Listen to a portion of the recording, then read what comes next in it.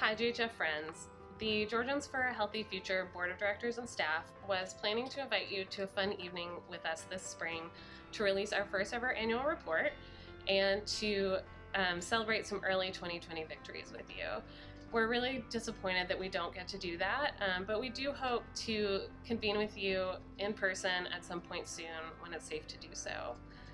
Until then, we wanted to let you know what GHF is doing to contribute to Georgia's COVID-19 response and recovery efforts. As many of you know, GHF is committed to providing consumers with easy to understand, usable resources, and in this moment, that commitment is no different. We have put out information about what consumers can expect from their health insurance during this time, especially as it relates to COVID-19 testing and treatment.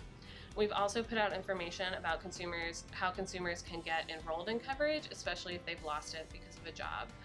And we're collecting resources and sharing those that help connect families with the housing, food, unemployment, and other kinds of supports and resources that they need and that we know families are struggling with at this time.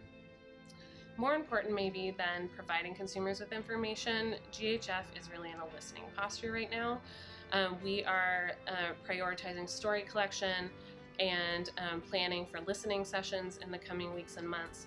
We know that what Georgia families and individuals are experiencing during this time tells us a lot about Georgia's policies and systems and what changes need to be put in place so that families and individuals succeed and are healthy. Of course, we do none of our work by ourselves. All of it is through partnership and coalitions. And in this moment, that collective work is really, really important. We have organized many of our partner groups into working groups that are making progress towards policy goals that we know need attention in this moment.